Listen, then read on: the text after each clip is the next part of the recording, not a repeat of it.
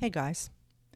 So Desiree and I recorded this interview sometime in October. And through a series of events that were on my end, I was not able to edit it until yesterday. She mentioned to me on Saturday that today, November 11th, is 10 years since she got on the bus in Louisiana to go up north to be with her sister so she could work and have some money for their family.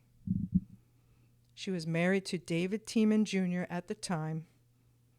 And I told her, I said, well, based on that, even though the editing was done yesterday, I said, I'll wait till today, Monday, November 11th, to post it on the 10-year anniversary. And I asked her if she could say something a little bit to remind us, so we don't have to go into the previous interviews, about what was significant on that day 10 years ago. And this is what she sent to me in a message. She said, David, which is David Tiemann Jr., bought my bus ticket for that day. He stood in the kitchen and said, you either stay here and go to church with me or you get on the bus. But if you stay here, you have to go to church. I said, I will not go to NTCC, and I will work so we can have a good Christmas. And side note, it was more than just Christmas. This was financial stability, which was lacking, as she mentioned, all the time. It was 1 a.m. when I boarded the Greyhound in Shreveport. It was a nice 71 degrees. At 9 a.m., I was almost to Little Rock when he said, he must have texted her, whatever he called, he said, I was blacklisted. He called Olson. David said that he still loved me and was the only one on my side. Side note, with people like that on your side, who needs enemies? I got to Minnesota at 9:15 p.m. and met my sister. I was exhausted and fell asleep on the couch. As I was dozing off, I heard my sister say, my little sister looks so bad and so worn. I've never seen her look this way before. November 11, 2014 was my last day at NTCC. I took a bus to Freedom, though I didn't know it at the time. She said when she arrived in Minnesota, it was 11 degrees with snow on the ground.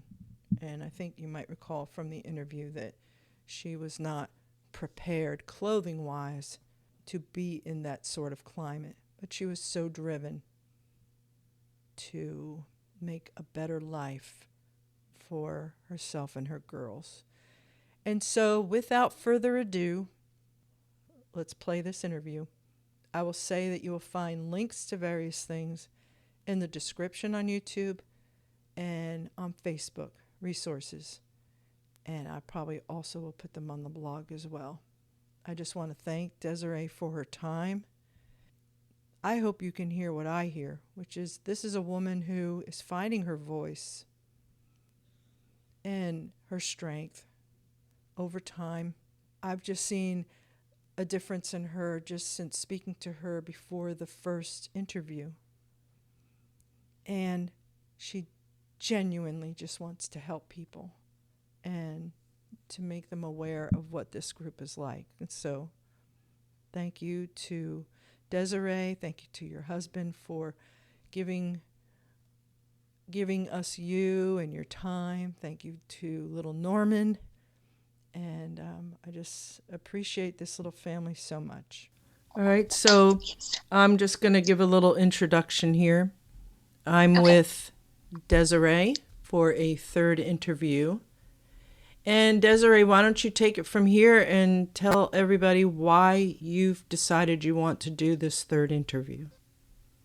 I wanted to do the third interview because on the first one, I focused on the church. The second one, I kind of focused on the things I'd went through with my ex-in-laws. This one, I wanted to focus on the healing part after you leave the church, what it's like, and hopefully provide some information and help to people because you're almost a broken shell and your whole world has been ripped apart. And what now? What do you do now?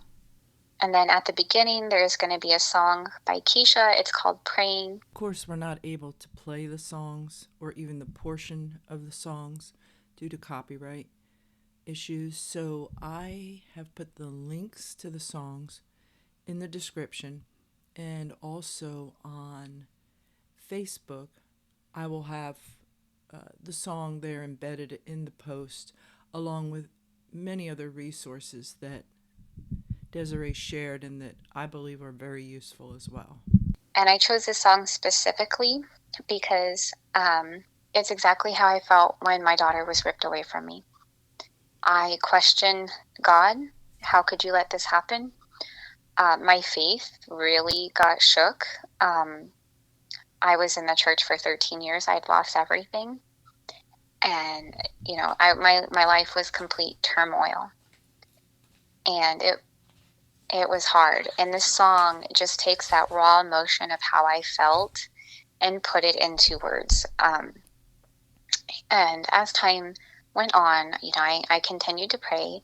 But the thing that you have to realize is that NTCC is a cult. You have to call it for what it is. I looked up some things on a cult. I want to get this information out because you at first aren't going to realize what it is.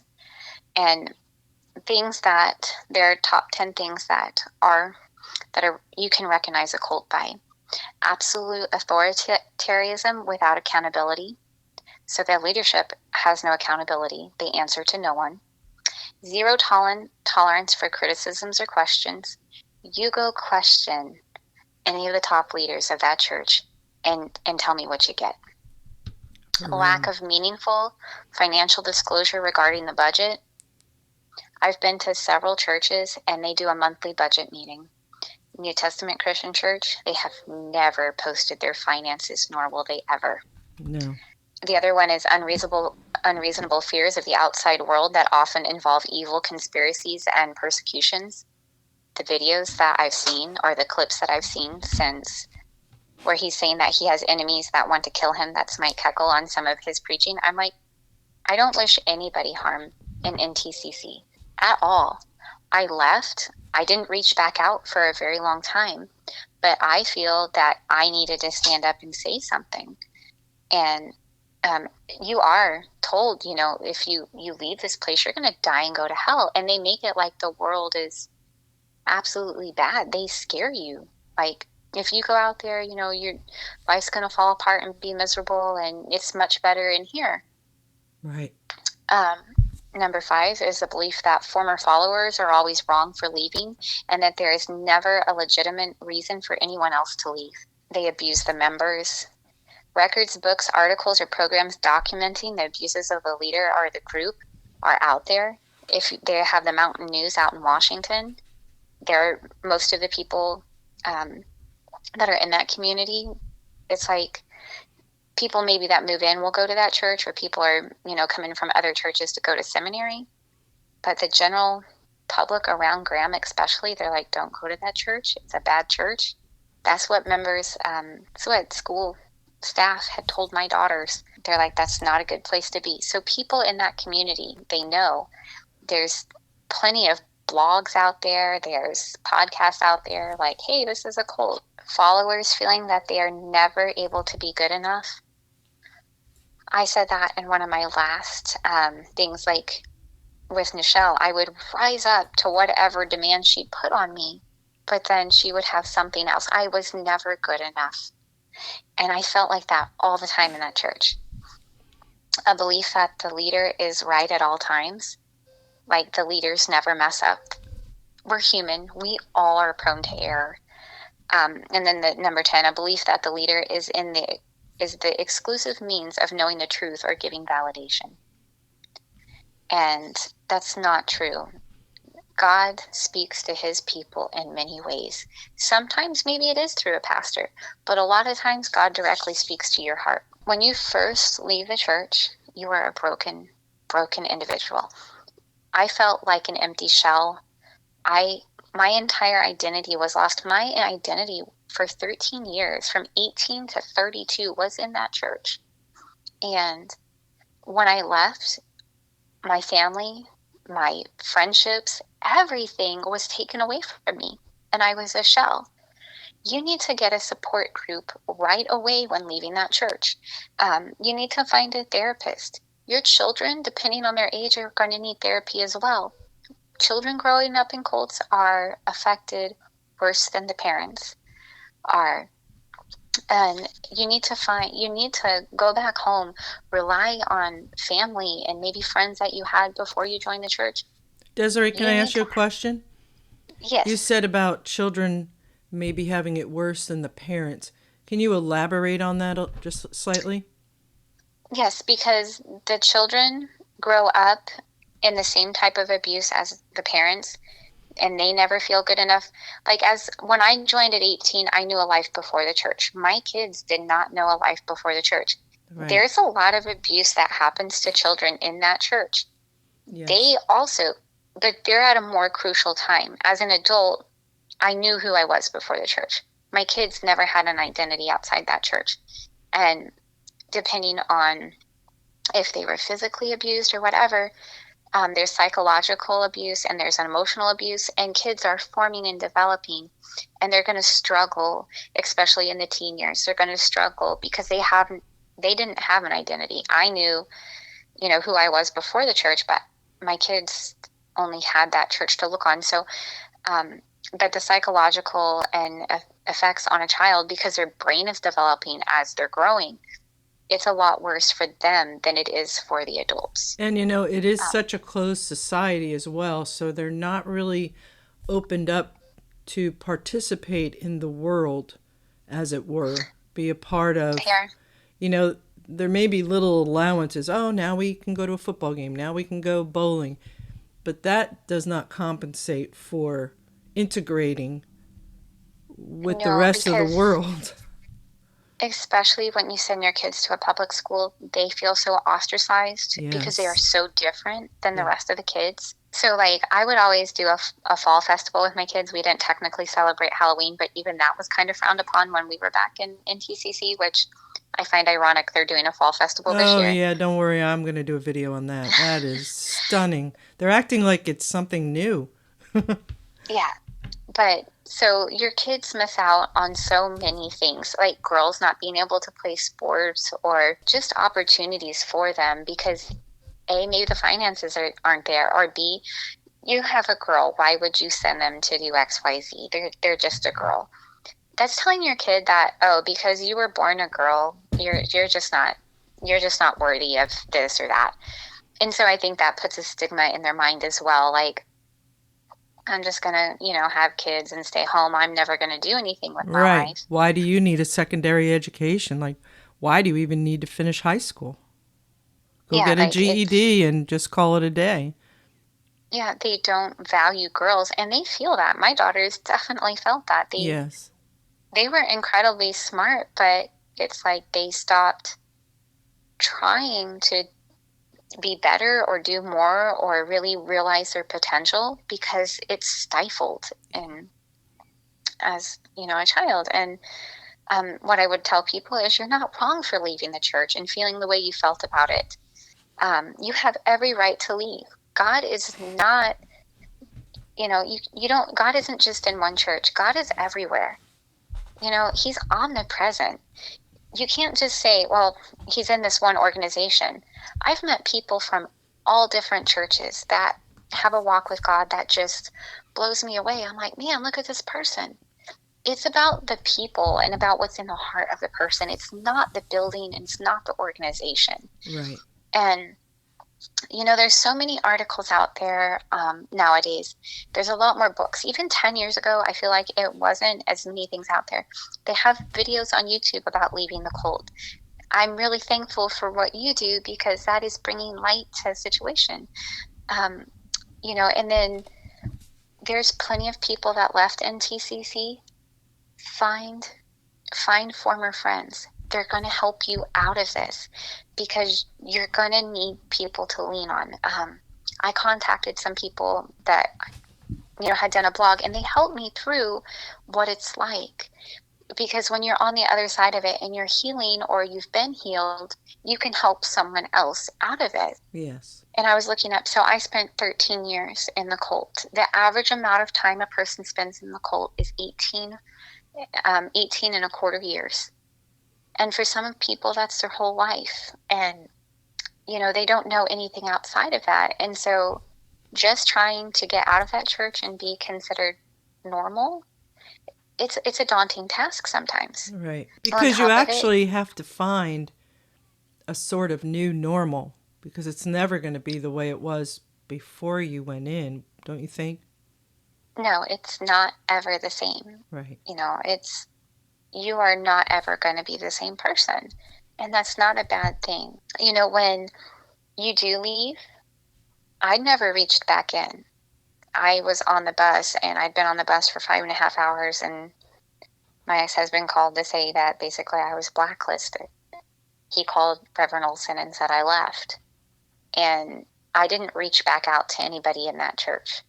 I didn't, because they tell you, you don't want to affect people or their salvation. I had no desire to reach back to anybody in that church. I know that you can't talk to somebody that's in there because they're not going to understand, because their minds are not open to it. And they will lie about you. They will slander your name. The people that were supposed to be your friends, they'll unfriend you. They will treat you as an enemy because you're now the enemy of the church. They will tell you to get saved. Yeah. They're going to judge you harshly. They're not your friends. Once you step out that door and you leave, you are now the enemy. And you cannot go back in there and expect them to love you and welcome you with open arms. And if you do go back, I already knew. Had I went back to my ex-husband, they would have treated me like a dog.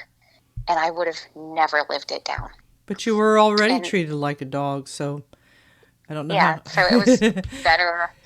Yeah, and I knew they would have treated me worse had I lived. Right. Or went back in there. That's right. I was like, nope, I'm just going to stay out. And I don't care who it is. When you leave the church, they're going to lie about you. And you need to be prepared for that. Without fail. Without fail. Yes. You have to be the bad one. And that's one of the signs of a cult. You were wrong for leaving. In one of the video clips you'd put up, why don't they just get saved and come back? Why don't they just apologize? Right. Maybe they don't want to come back. Maybe they just want to live a godly, happy life outside of that place. Oh, something you're saying reminds me of something from that very clip you're talking about, where Kekel said that. He was making it seem like all of us who left didn't want anything. What's wrong with the brethren? You can just leave the brethren? No, what happens is they leave us. We are shunned. We are, the favorite phrase is we're sowing discord. But yep. They are the ones who leave us. We don't leave what we thought were friends. And people's families are split up as well. So it's not coming from those who leave, it's the other way around. Wouldn't you agree that's true, or what do you think? I do, yes. I never reached back in. When they said so many lies about me when I left. Yeah. They had me painted out to be a harlot, an adulterer, just someone who was crazy off my rocker, couldn't be around men without trying to be with everybody else's husband. I'm like, that's not my personality in the slightest. And anybody who knew me knew that was a lie. And people that left the church, they said so many lies about me that were so bad. I didn't reach out to anybody in that church, but people started reaching out to me. And they're like, Desiree, I know that's not true. I know that's not you. And they made up some hideous lies. And apparently, I ran off and was with a guy. And I mean, granted, I was working 7 days a week because I had 3 jobs and was up in Iowa, but somehow I ended up, in Louisiana. They didn't know where I was. I was with all these men. And then I made my way to California and Reverend Ashmore's church and was repentant. It was a great story. I've never been to California in my life, so I don't really know how this story got out, but it was bad. It doesn't matter. All they have to do is, you didn't do any of those things, and they lied and said you did, But then there's men like your ex-husband who does things, and that gets covered up and swept under the carpet. Mm-hmm. And that's, I just kind of laugh at the stories now because I'm like, I was working 7 days a week. I had timestamps to prove it. So to me, it was just ludicrous how many lies they told about me. And now I've been away from it long enough that I just kind of laughed, for the people that are in there, they are blinded and they have scales on their eyes. And I was basically told, had someone contact me because of the last 2 videos I did. I'm not going to name names, but basically, why don't you sit down, shut up, and get saved would be how I would just paraphrase that in a really short, if you had a problem, you could have come and talked to me directly. But my response to that person, and if your house was on fire, would you want me to sit down and shut up, or would you want me to warn you? Yeah. And the thing is, if I see someone's house on fire, or I'm able to warn someone and help them, I'm going to. And that's the reason I spoke up, is because I wanted to help people. And, in the Bible, you never judge somebody's salvation because you don't know my heart between me and God. Yep. And the Bible tells you not to judge somebody in their walk with God and their salvation. It's not your place to tell me to get saved, sit down and shut up, and just go on with my life. And I have moved on with my life, but like I said, I wanted to help people. I wanted to get the message out to my daughter, and I want to warn people. And my heart, just in praying for the person that said that to me, I just kind of thought, they have scales on their eyes and they're blinded. They can't see. Once they're in that church, they can't see anything. I feel like once you leave, a bigger picture is opened up to you, and God starts to show you a lot of things. But when you're in that church, your mind is controlled, and you have such a narrow view. And you can't help somebody in that church. It's not until God starts dealing with them and letting them know things aren't right. And that's the reason I never reached back into that church.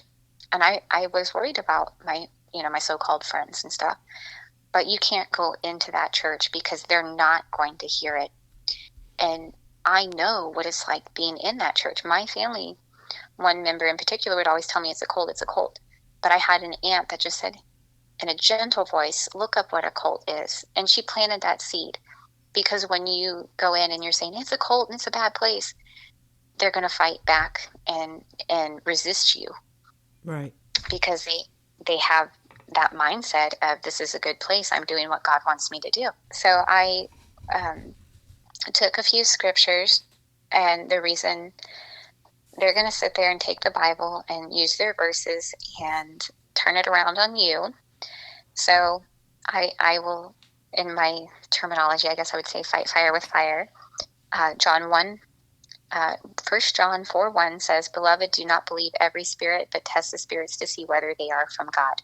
For many false prophets have gone out into the world.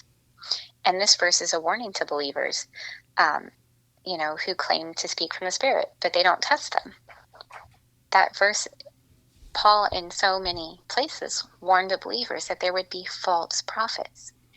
And I believe that's what they are. Maybe they started out good, but the problem is when people are given so much power, I don't know I wasn't around when they first started out, but I've seen the progression over the years, and it's not a good place. And like I said before, there are some really good people in that church that really have a heart for God.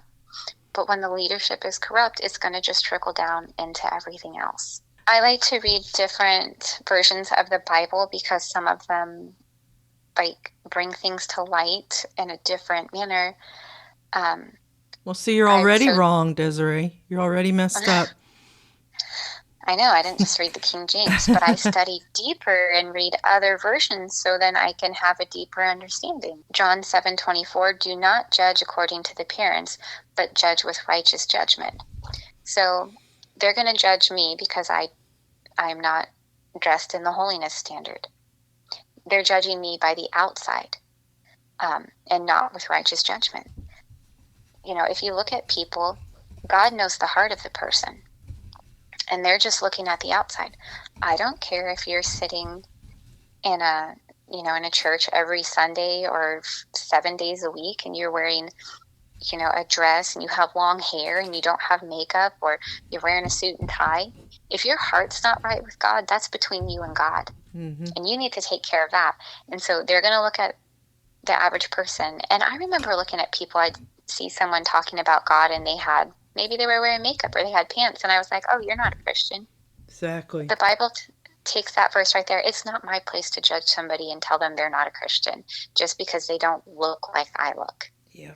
And then I have 2 Corinthians 11:13-15. This is the English Standard Version. So, for such men are false prophets, deceitful workmen, disguising themselves as apostles of Christ. And no wonder, for even Satan disguises himself as an angel of light. So it is no surprise if his servants also disguise themselves as servants of righteousness. Their end will correspond to their deeds. You cannot sit in a pulpit and spew hate for, I don't care if it's a different color skin of someone. God doesn't care about the color of your skin, and he doesn't care what you look like on the outside. At the end of the day, it's going to be your heart between you and him. And when they're spewing out hate and they're saying everyone that left their church is an enemy, and there's nothing positive. When I listen to any of the new messages, I'm like, where's Jesus in all of this? It's just hatred. And I don't know if he's just preaching to hear himself preach or what, but where's Jesus? Where's just good old telling people how to get, preaching how to get to heaven? Where's an uplifting message? And that's why it hit me.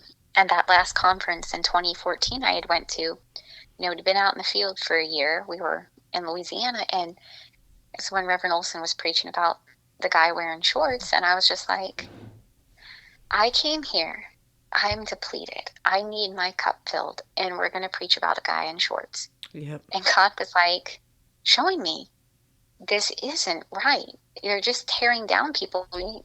You get tore down enough being in the ministry because you are overexpending yourself to help people and do all these things, and you're ill-equipped and ill-prepared to go out there and handle it because your seminary training doesn't teach you how to go out and it doesn't teach you how to go out and pioneer work. You learn the hard way. And so then you go to a conference and they just want to tear down people. It's like, wow, I'm already tore down. I'm already beat down. I'm already tired. And This is what I get from coming here? No, that's not a church of God.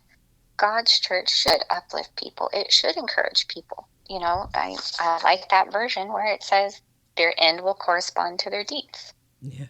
And then I took 1 Timothy 6:3-5. If anyone teaches a different doctrine and does not agree with the sound words of the Lord Jesus Christ and the teaching that accords with godliness, he is puffed up with conceit and understands nothing.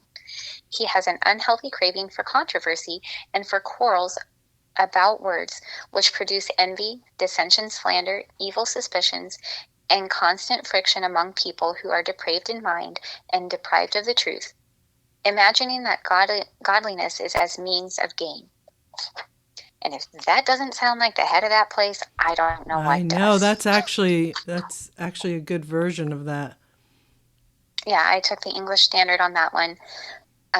And I put a lot of thought into, and it's been, I think my last interview was in September, so I have several weeks of praying and really thinking about what I wanted to get out today. Right. And so this wasn't just done on a whim. It has been a lot of thought and a lot of prayer and research on my part to make sure that what I was saying would come out, what I felt needed to be said.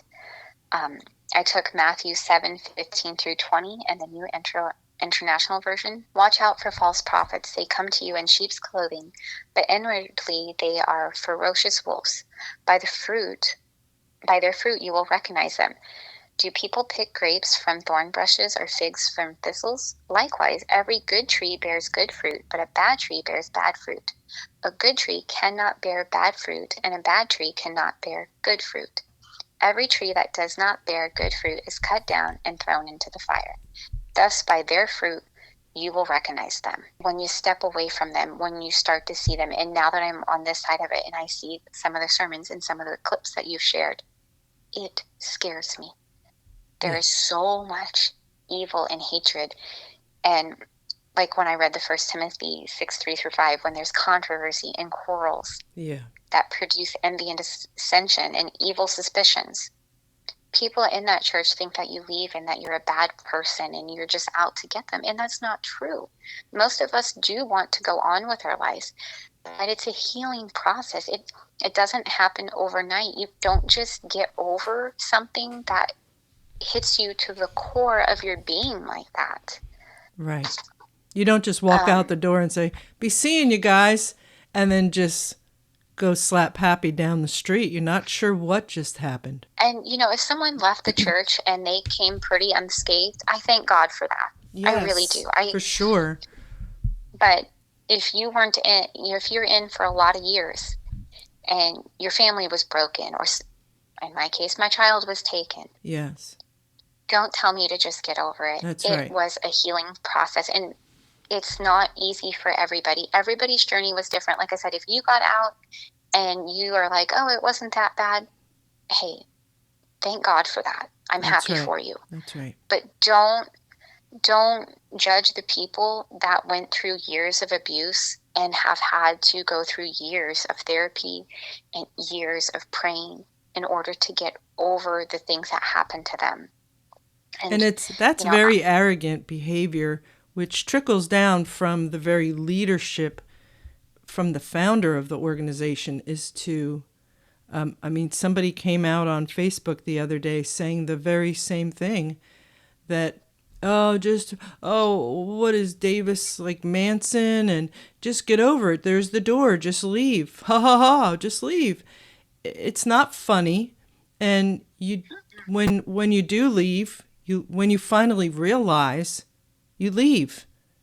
And when you leave, you're disoriented. Yes. Your life is in shambles because you have spent, a few decades. In my case, my entire adult life, I was only on my own for 4 months before I joined that church. I was 18 years old and I was 32, just turned 32 when I left. And I knew nothing in my adult life without that church. And all the people that I thought loved me, everything was gone. It was ripped out from under me. My family was done. Yeah. So don't tell me to just get over it. Don't tell me that, I have healed in my heart, but that took me a long time. And it didn't just happen overnight. And for the people who just left and moved on, maybe they didn't have as much invested. Maybe they didn't have a family at stake. Maybe they're lying to themselves. Yeah. And, why would someone even come out and care about what you're doing if they left the group too, especially? Why do they care to come out and tell you to move on, or someone in, when clearly your family's been split up? And we've seen that through the years. Moms and dads and kids all separated because they were told by the lying leaders that that's what Jesus wants for them. Yeah. And, the thing is like some of us were really emotionally invested, or it took a toll on our mental and physical health. And, I was out in a ministry and I was almost spent. Like physically I went down, mentally, emotionally I was going down. This church was every fiber of my being. I believed that I was helping people get to Christ. Right. It was deep for me. It wasn't just I'm going there. It was my life. That's right. And it was ripped out from under me. So I've had to rebuild pieces of my life. And God showed me things, but it's been a slow process. Like forgiveness and stuff, it does take time. And not everybody is the same person. Some people feel more deeply than other people. Some people are able to move on and okay. Some people, it just takes longer, and here's what I'm going to tell the people that look at me. Okay, so if you don't like my story, then don't watch the video. Yeah. If you don't want to hear what I'm saying, then don't listen to it and move on. But I'm going to speak my truth, and I want to help people. And I want them to know that, yes, the life does get better, but I'm also going to call out what I see. I'm going to look into the scripture and say, this is what this place is. It is a cult, Yes. and it is bad. And the scripture does warn against that. And it tells you, to watch out for these things. And I was just young and naive. I didn't know anything about the Bible then. I consider myself a mature Christian at this point. And so why, as a mature Christian I know where my walk with God is, why would I not want to warn other people? Right. And It get seems that like message out there. a natural offshoot of real love. Yeah, I pray to God that nobody else has to experience the things I experienced in that organization. The level of hurt, the level of betrayal. And I have lost family members. I've lost my grandparents who raised me. I have lost people that I love, and nothing stung me to the core more so than having someone take my daughter away from me and do nothing but to alienate her from me. Right. Having a child ripped away from you, literally almost out of your arms, is the deepest pain I have ever felt. Knowing that my daughter is alive and in that church, but I have such limited contact, and that is a pain I wish upon nobody. So don't tell me to sit down and not warn somebody else, because I pray to God nobody ever, ever has to go through the hurt I went through. I can tell you what it's like to cry for 15 hours because I've done that. I can tell you what it's like to go out in the middle of a field, nobody around, and just scream from the depths of your soul and cry out to God and ask him, why are you putting me through this? What benefit or what purpose is it? I have been through things that I wish upon nobody, and I have been broken down to nothingness where I wanted to die. I didn't want to take another breath. God had a purpose for me, and God has never left me, and God has never, ever forsaken me, and he's never going to do that to you. So don't tell me to sit down and not speak out against evil, because I'm going to take the Bible, I'm going to take my walk with God, and I am going to speak out against that evil, because I am not the only one that has gone through this. No. And I am not afraid to speak. And that's the reason that I'm here, because I want to warn people. Like I said, if your house was on fire, I would warn you. I would not sit down and let it burn around you. And that's what my videos have been about. Yes. I'm going to take Acts 20:29 through 31, the New International Version.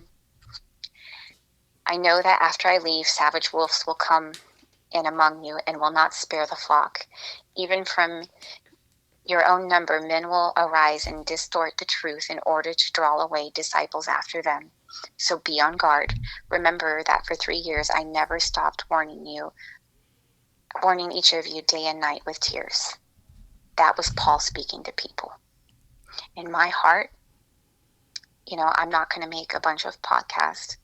I wanted the ones I did have to be very powerful and get the message across. Paul warned them. Paul stood up and warned them and told them that there would be savage wolves. Now that you're out of it, look at those video clips and tell me where the savage wolves are. Day and night with tears. That's pretty powerful. Yeah. And when I said I drove to Texas and I cried 15 hours. Yeah. I cried. There are verses in the Bible to back up warning people against these people. Yes. And when you leave, you're a shell. You're broken. God humbled me and brought me back to my beginnings. I came back to my family. I came back to Kansas. And I was proud. I was proud in that church. I said, I would look at somebody, maybe they were struggling with an addiction. I'd be like, oh, that's not me. I'm better than them. And God hit my heart and said, but by the grace of God, there go I. It was the grace of God I didn't fall into something. And I have that proud and that arrogant, you think you're better than other people because you're sitting in that church, because you dress different, because you're all these things. You're nothing without God. And it doesn't matter if you're wearing a pair of pants or a skirt. You're nothing without God. But that spirit, that proud spirit, was in me. And it's in every one of them. And they think they're right. And that's not who God is. God doesn't put you above other people, and you're not better than anybody else down the road.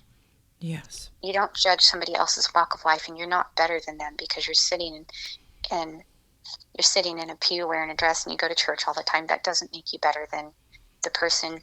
Maybe they're praying, or maybe they're just having small church groups or talking to individuals. You don't know their walk with God. Right. Or who they've affected a positive way. Yes. And, but when you leave the church, you're so used to being so busy that now you have all this time on your hands, and it's really easy to fall back into another group like a cult. Mm-hmm. There's an increased risk of joining another cult, 32%. I've taken these things from Psychology Today, mentalhealth.com, just different. So I have sources where I read things. Yeah, and I will post those, Desiree, on the Facebook page to go along with your video.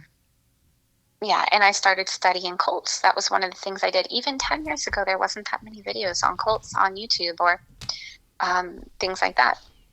What I found helpful, so when you first leave, it's easy to fall into the wrong group of people. Substance abuse, like getting addicted to drugs and alcohol, 12.9% more. Joining another cult.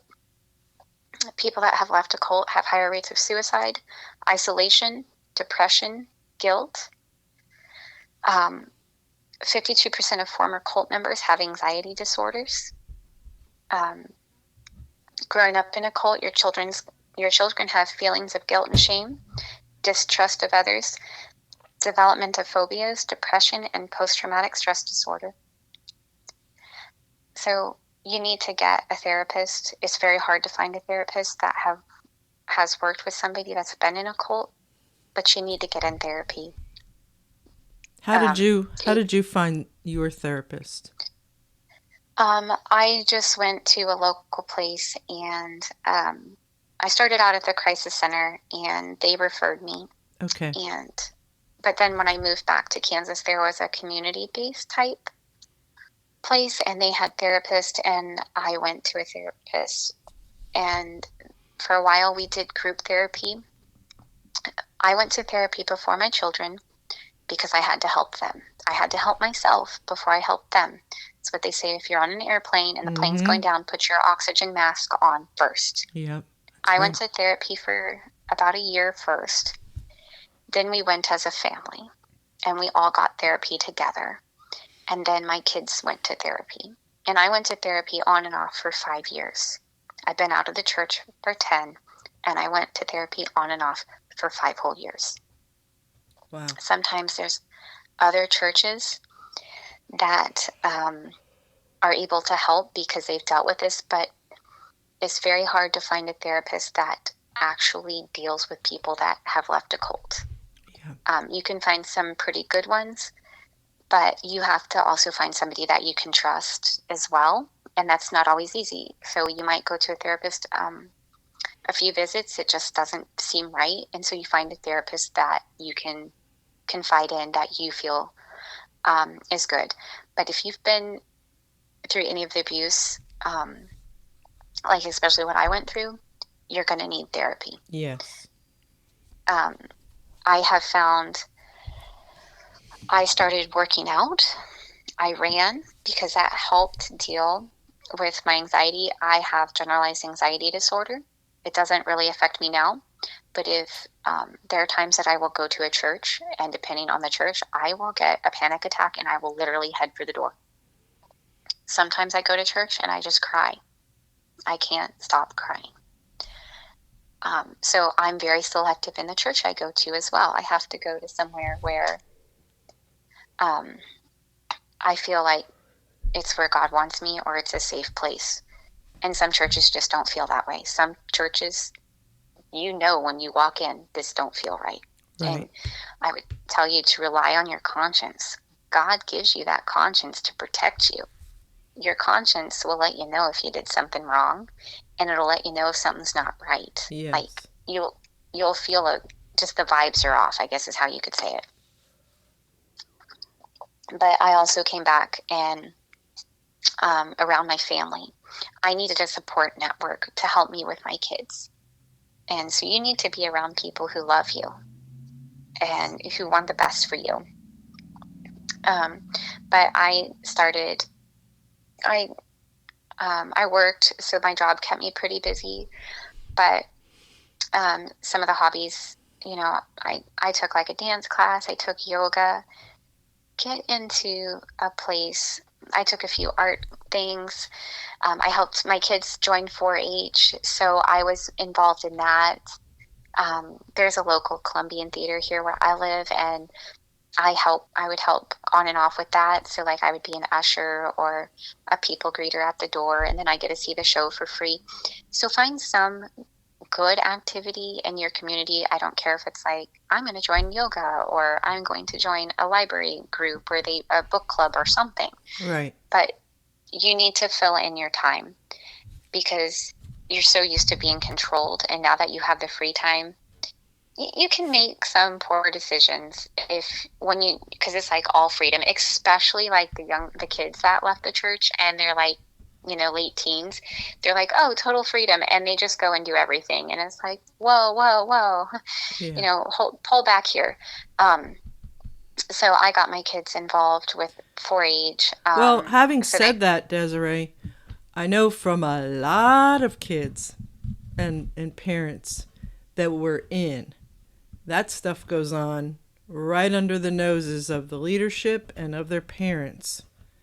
In the group as well. So it's not like they like to say, oh, once you leave, you start doing this, that, and the other.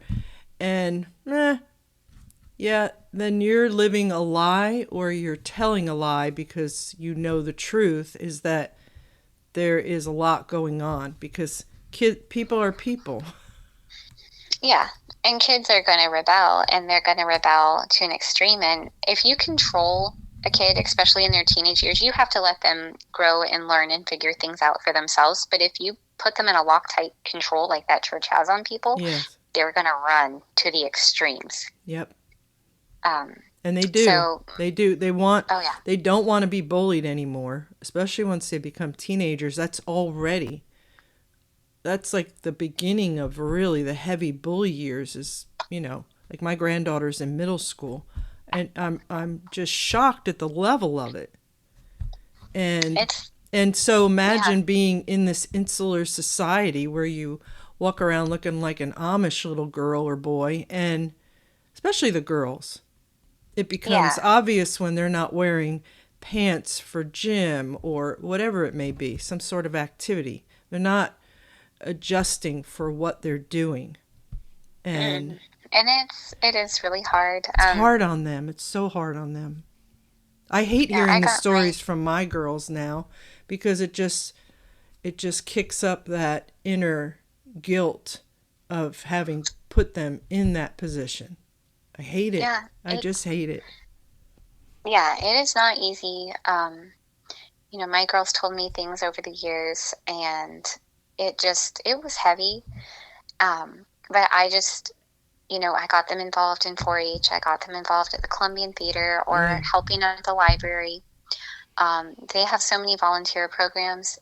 You have to find something to fill the void of that church. And, once you leave, like I said, your world's shattered, and you have to learn to live with a new purpose. And some of the days are really hard, but there are people who struggle with mental disorders and suicidal thoughts. They feel like they're never going to be good enough.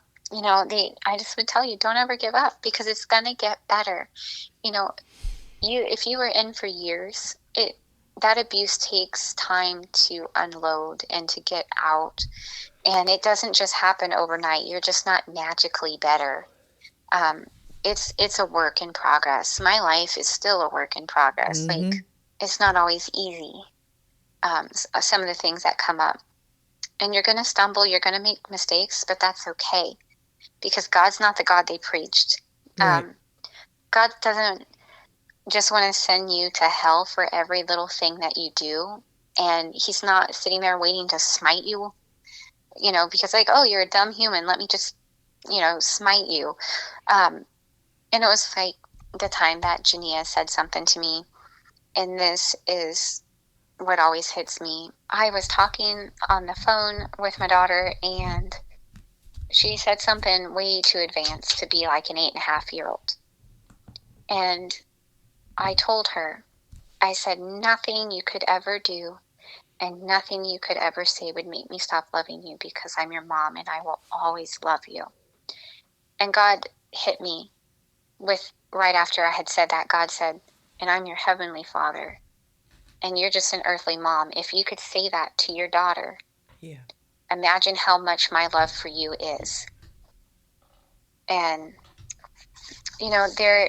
there's just so many examples where God dealt with my heart and started, healing me and letting me know, like, Desiree, I'm there for you. I love you. I'm not going to give up on you.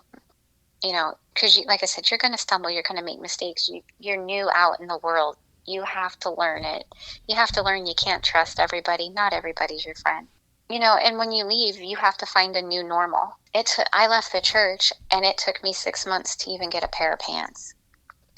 And it took me a while to even cut my hair, because I still had all that conviction and all that stuff.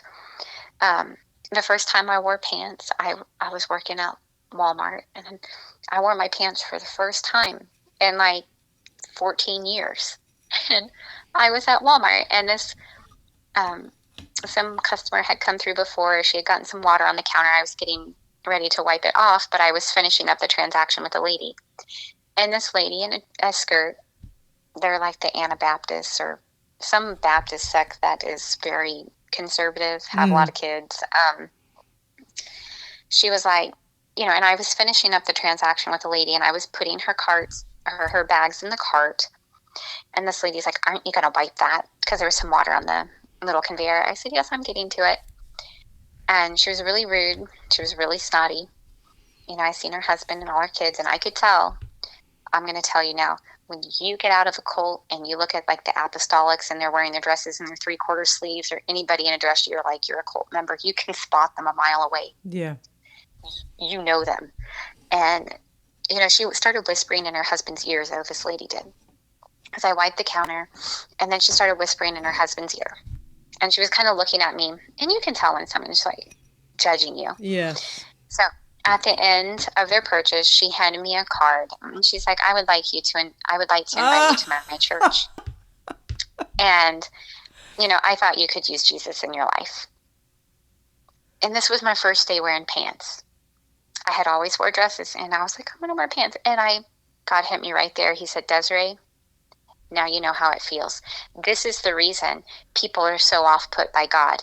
Yes. Because this lady sat there and was really rude to you, and then she was, whispered about you, kind of, because she was like whispering in her husband's ear, glancing over at me, looking at my pants, and then she's like, here, you need Jesus. And God's like, why would you want that, Jesus? Why would I want your Jesus? I would want nothing to do with that. And that's the reason people who don't believe in God are so turned off by God, because of people like that. I used to live in Junction City a long, long time ago. That's where I got invited to church. There was a lady that went to Faith Tabernacle, which is an apostolic church there, and it is a cult. They wear the dresses, and they have a school, and they're crazy. I'm going to say they're crazy because, like, some of them came to NTCC one evening and were doing backflips down the middle of the aisle. No. Yeah, they're in Junction City. Yep, they did. It was some, I don't know, a couple of their brothers were doing backflips down the aisle. They're like heavily Pentecostal, and they, I don't know. I've been to a couple Pentecostal churches, like they're shaken and they fall over, and I'm like, that's really scary. And this is when I still in NTCC. There was a time David and I had left in Graham, and we started going to an apostolic church there in Washington. It was in Tacoma, and just some of the things I seen. And I mean, this is when I was in NTCC. I thought these people were weird, and I was like, that scares me. So, There was a time where NTCC, I mean, the early days when I was up there in Graham, where it would break out into a hootenanny of a time, and people would go racing around the perimeter of the church, and you know, yeah, I don't know how to look back on that now, because you don't know what's learned and what's just in someone. I'm reluctant yeah, to judge it, but I know over time it's a very controlled way of worship. So you have this extreme of backflips and yeah, shaking and all, and then you have the other end, which NTCC has become, where it's okay, you can raise your hands now, and this is what you should say now, and do this yeah. now. It's highly Yeah, controlled, and then it's highly yeah. judged if you don't do it that way. It's kind of like I said, it scared me. I was like, so I avoid Pentecostal churches, anyone with the Pentecostal movement, anyone that's like, um, we have to. I avoid stuff like that because it scares me. Right. It, I just, it's something in it, and I'm like, no, thank you. Um, but this lady, she had been in Faith Tabernacle, and they started a new church in Manhattan that was called something else. I don't remember the name of it. But I looked up, I said, and I asked her, I said, so why did you leave Faith Tabernacle? And she wouldn't give me a straight answer.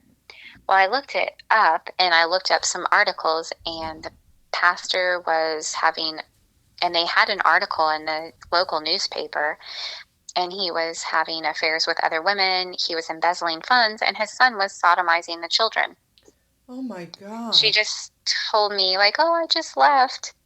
And I mean, I had only been out, so this would have been April of 2015. So I had only been out of the church about 5 months. And this is why I caution you to take time before you just run back into a church and really research out the church you're going into, because she was trying to get me to go to her church and acted like it was great. And when I asked her, well, why did you leave Faith Tabernacle if it was such a great church? And she couldn't give me a straight answer. And when I looked it up, I was like, Do you think she knew that information?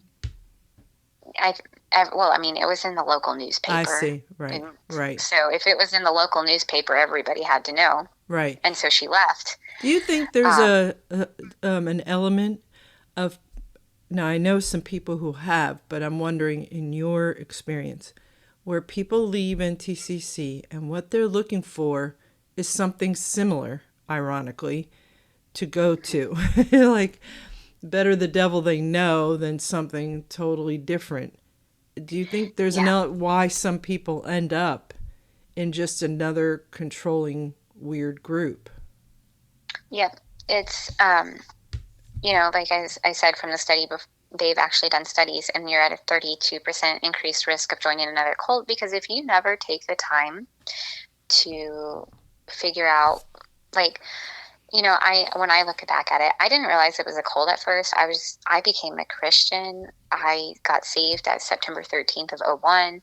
I wasn't in the church. I just prayed at home. Um, and I look back at it now, and I had a sincere desire to serve God.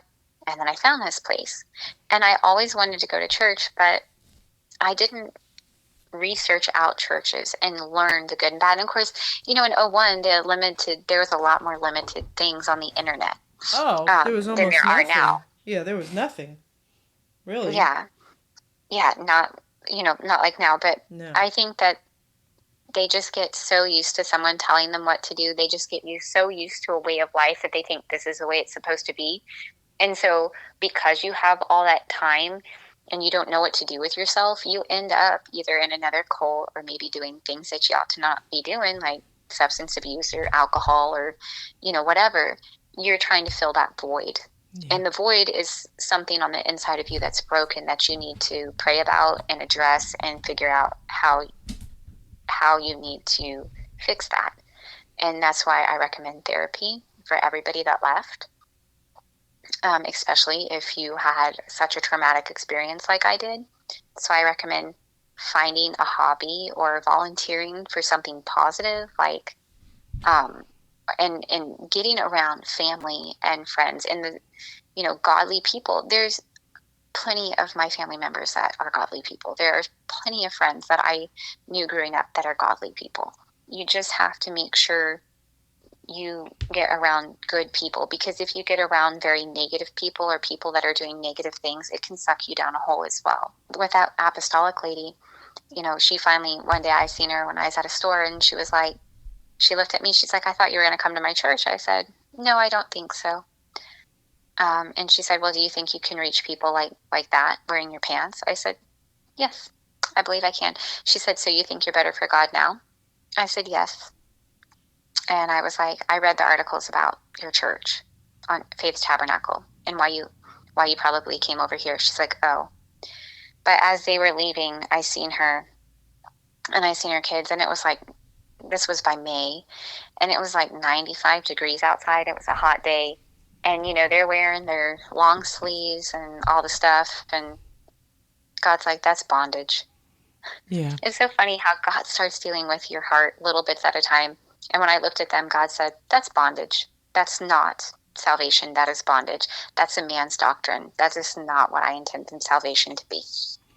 Yeah, and it's a man's doctrine too, because it changes periodically when they get tired of it.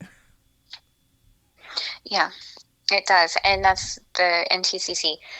I remember Cinternet and Devil Vision. Yeah. Well, now they're live streaming on their 20 years ago was Cinternet, and now it's okay for kids to watch movies.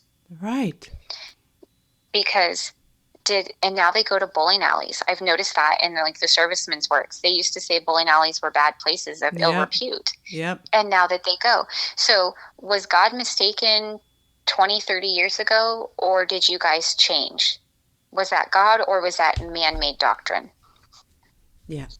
And that, when I see things like that changing, that tells me that's man-made doctrine. Absolutely. That's not God. Right. But they sent people to hell over that, or took their minister's license away for being a bad testimony. Oh, I remember when they said that you would die and go to hell for watching a movie. Yep. For going to a movie theater. That bowling alleys were off limits. They're places of ill repute. But now they go, and they used to not have sports in the serviceman's home. And now that they have sports at the campground as time of fellowship. But they used to act like everywhere. They were bad. Yeah. And so It's stunning.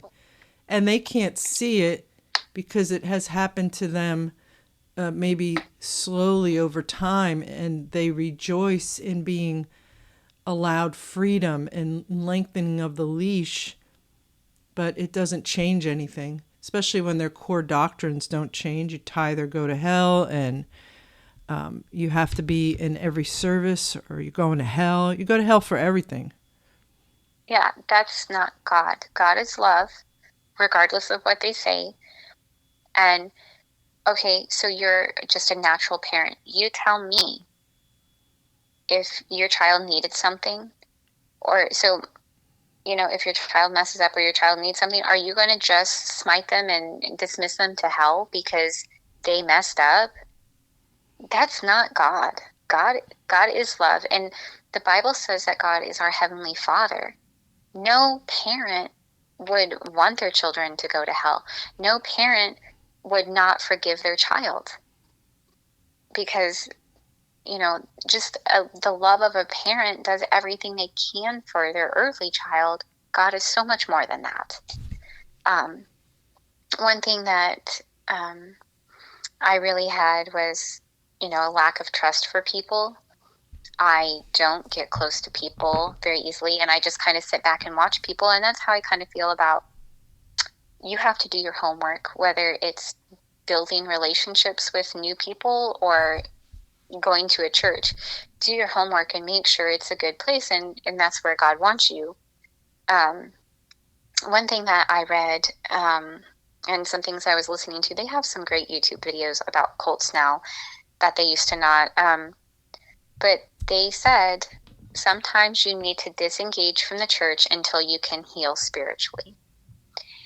And they referred to it this way. When you get divorced, you don't go out and get married right away. You take time to heal as an individual. So why would you rush back into church? Wouldn't you want to come to church when you're healthy? And it's not almost only like that, Desiree, don't you think there is a part of that where you've spent so long with this NTCC filter on your soul, on your heart, on your mind, that it behooves anyone to step back and you're not telling people, obviously, don't pursue God. yeah. Don't cut off that relationship. You're talking about just going to a building where there's other Christians. Yeah, I'm saying don't just rush back out. The worst thing you can do is, if you get divorced, is go rush out and start dating someone right away. You're going to have so many problems because you just rushed right back into something. You didn't take the time to heal your heart and figure things out. Right. Well, church is the same way. It's a relationship. And if you just rush into the church, you could end up in the wrong church. You could end up harming yourself more. And the thing about spiritual abuse, it's the core. It's one thing, emotional abuse is one thing and it affects you.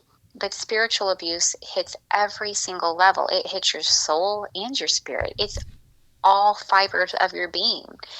And when you're spiritually abused, it can take years to cover. And some people, they completely lose their faith in God. They completely lose any relationship with God. And I'm not going to judge them for that. My oldest daughter for a long time told me she was an atheist. And I had to step back and look at where she was coming from. The people that were supposed to represent God to her hurt her. Yes. And so I had to look at that and say, I can understand. I can totally understand where you're coming from. You have to learn to look at things from all angles, not just a one-sided, this is this is that. You have to learn to look at things from other people's perspective.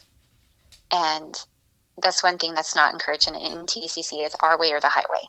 That's right. And so for me, I had to, step back and realize how much hurt the kids had been through as well, and not judge them for having their feelings or their beliefs. Even though it's really hard to hear as a parent, I had to step back and realize, they have feelings and they feel the way they feel. And that's when I'm like, okay. And I have to respect my kids. They're adults now, so I have to respect them as individuals. But what I did is just prayed for them. I didn't say you're going to die and go to hell because you're this. I just stepped back, and instead of showing the rigid nastiness that New Testament would show, I just stepped back and I continued to love. I continued to pray. I did things behind the scenes, a lot of prayer. And slowly but surely, God is the one doing what he needs to do and changing the heart of my daughter. It's not about me. It's not, this way or that way. It's, you have to step back and let God do what he needs to do in people's lives and not judge them, because healing is a process. It does not happen overnight. And for me, it took me 7 years to not be angry at God. 7 years. And, I went through so much on this side of it.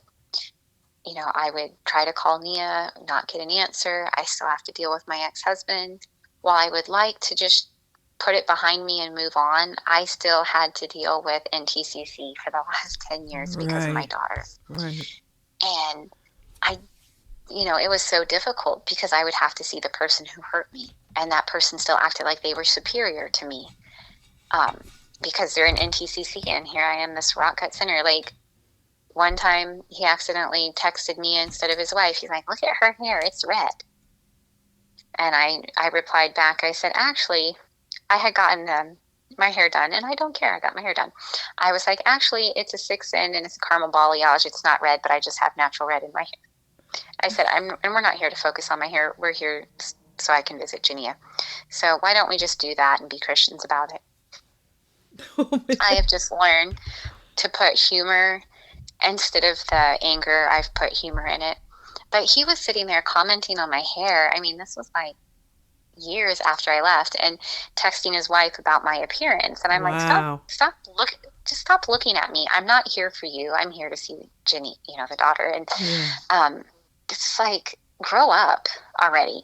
Now that I'm on this side of it, I'm like, so here's a church person, like, look at her hair. Look at how she's dressed. Oh my goodness. And he's supposed to be a pastor, right? An assistant pastor, whatever. Mm-hmm. So they're sitting here judging me because of my appearance. And I'm like, why don't you grow up? And if you're a Christian, why don't you pray? If you're truly a Christian and you're so worried about my soul, instead of judging my appearance, could you just pray for me? That might be more helpful. And I'm not afraid to call it how it is anymore, because I'm not scared to speak up. But it took me a lot of years to have the courage to say anything. So I struggled with fertility. I'm not going to get into all the details, but it just was really hard for me to get pregnant. And I was remarried. So it took over 3 years for me to even get pregnant with my son.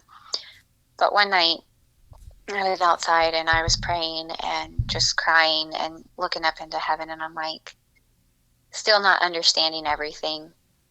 And I just said, God, this burden is too big for me to carry. And this is 7 years out. It wasn't right away. I still prayed. I still tried to trust God, but I said, I have so much in my heart and so much anger. I don't know how to forgive that person.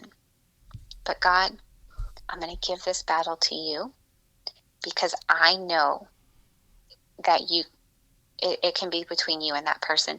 And I'm just going to give this to you because I can't carry it anymore. I actually seen a shooting star that night I was out there, because I live out in the country, so I can see the stars. 2 months later, I was pregnant with my son. Wow.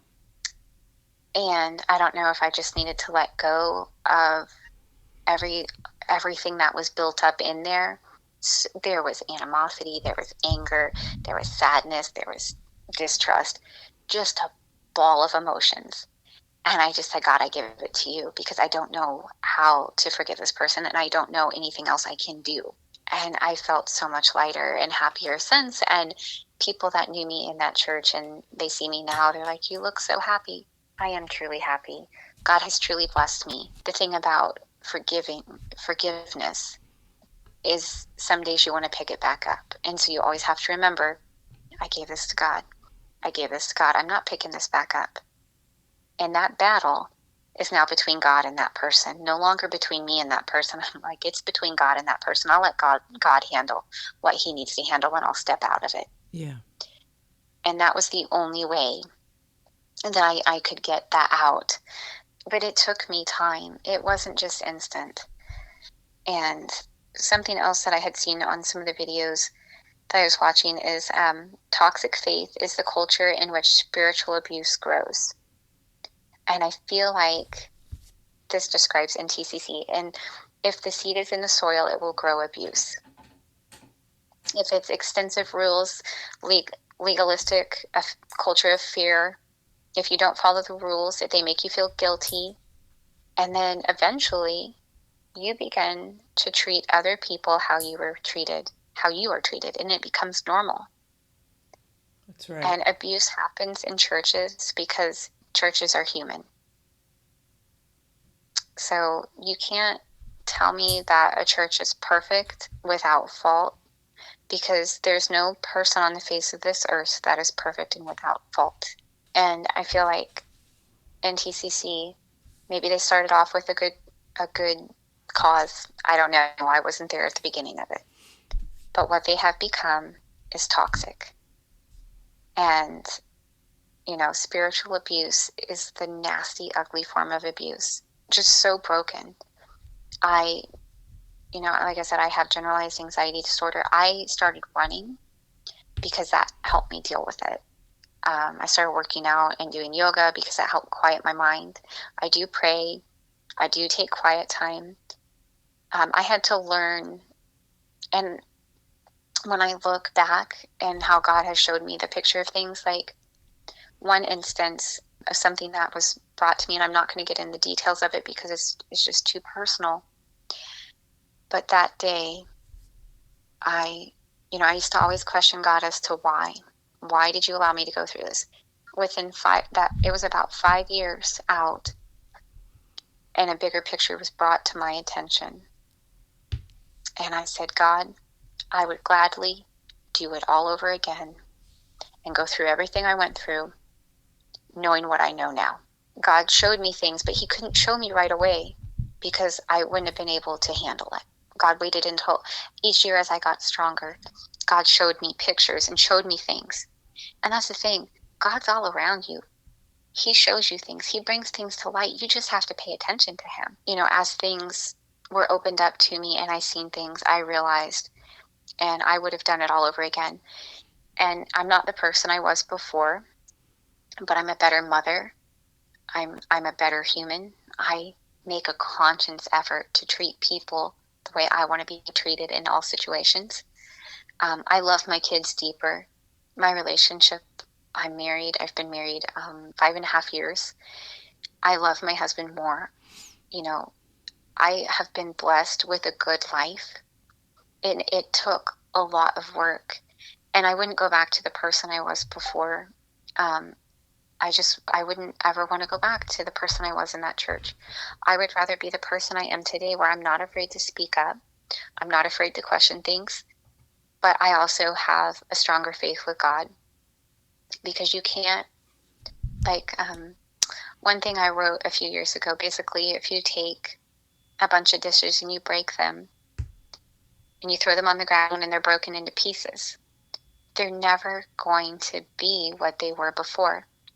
But God's going to take those pieces and start putting them into a picture and make you a masterpiece. He's taking all the broken little pieces and all the slivers, and he's creating me into a masterpiece. And he's helping me every single day to go forward.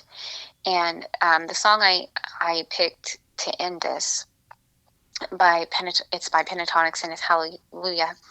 And I chose that song because I feel like I'll never be whole again, but I can still have a full life, and I can still praise God no matter what. And it doesn't matter how broken I was and how many pieces were shattered of my life. God's the one putting it together. And NTCC cannot take away my hallelujah. And then at the end of the day, the love of my heart will conquer all of the evil. God's love will conquer all of that evil. And we have to remember that every single day. Love is the strongest weapon out there. And there's nothing that is going to be stronger than love. The love I have for my family, the love between me and God, the love I have for people that I wish nobody to experience what I experienced.